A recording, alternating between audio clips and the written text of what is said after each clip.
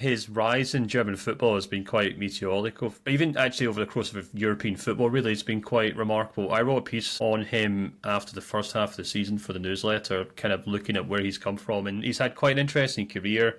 Obviously started off in Algeria, then he moved to Switzerland where he was playing for Lugano, and it really wasn't working out from there because they didn't really understand. They kind of thought of him as a kind of jack of all trades, master of none. He was kind of used as an impact sub. He then ends up at Union Saint-Gilloise, as you said, and is working under a certain Alexander Blessin, who, as we all know, has ended up moving to the Bundesliga. And it was Blessin who actually realised that he's better as kind of forward or as a striker and played him as a kind of number two, or sorry, played him in an attacking two, and he just kind of took off from there. And Wolfsburg, who admittedly are still very good at this, kind of swooped in, and he's been outstanding. I think the obvious comparison to him this season would probably be Omar Marmoush, and I don't think it's a lazy one.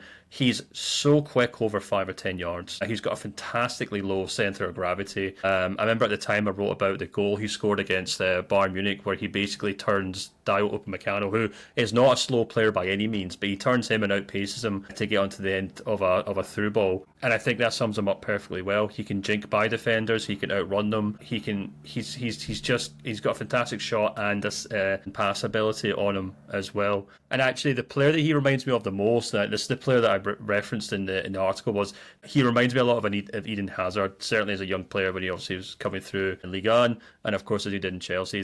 He's quite a short guy, he's got kind of a hidden strength to him, I would say.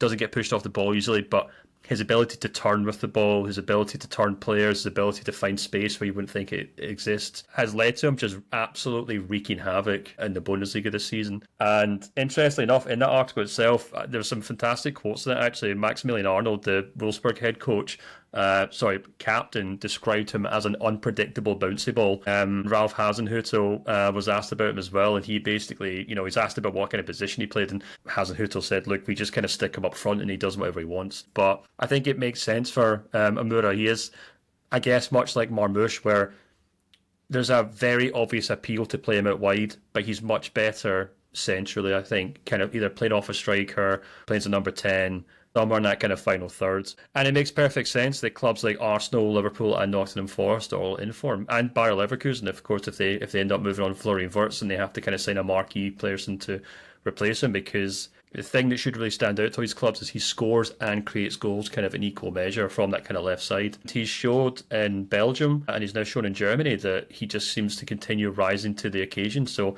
I wouldn't be surprised if he did well in the Premier League or, at Leverkusen next season.